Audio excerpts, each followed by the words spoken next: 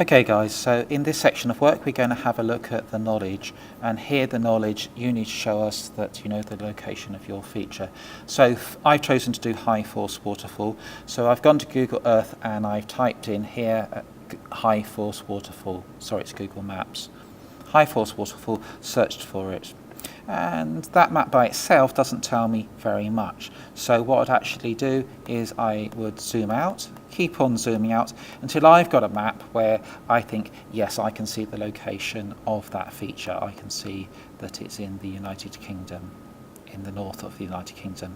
So I do a screenshot of that image, and then in my Google slide, which I've named high force location, you will put in there a screenshot of the location. You can see that we've got the place marker there.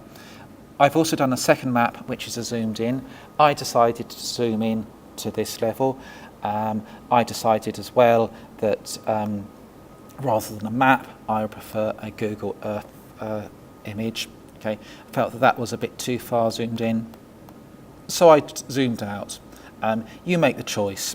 The important thing that we want to see there is that we know the location high force waterfall. I've also given it a caption, high force waterfall. You will see that caption has a hyperlink to it. That takes me through to the Google Maps. If you don't do this, technically you are cheating. If you don't like the word cheating, you are plagiarizing. You must reference all of your sources. The last thing I did there is find the coordinates. The way that I did that, I went to Google, typed in high force waterfall coordinates. It will give you a number, two numbers, first number starting with an N, north or south, second number with a W, east or west. That's going to be quite important for when we are thinking about the climate, because we need to think about the climate when in the formation of our feature.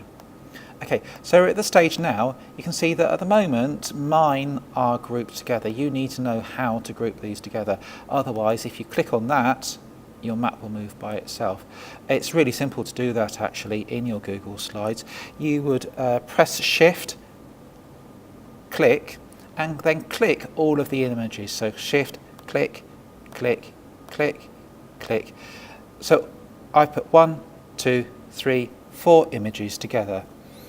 What I want to do there is that then I want to go to Arrange and then Group. Now I'm going to ungroup mine so you can see what the problem is there.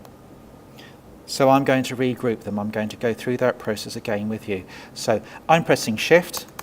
There we go. Hold down Shift. Click, click, click, click, click. And hopefully, if I've done it right, when I go to Arrange, click on Group, it will have grouped all those together. Sometimes it doesn't work. You can see that I've not grouped all of them together. I will just go to File, Arrange, Ungroup, and go through that process again. Once I've done that, then all of my images will stick together.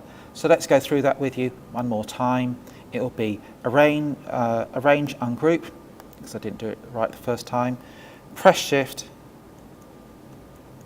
click, click, click, click,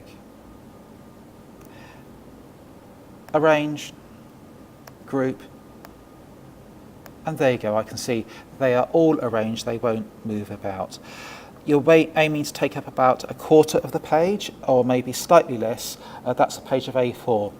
This is the only thing you're going to do on the high force location slide, because then when it comes to your final poster, it is just a case of copying, pasting it over onto your final magazine format. Okay guys, so hope that helps. Do remember to save that in your Geography School of Rock folder. Do remember to call it, in my case, high force location. That's the knowledge part which shows the location of your feature.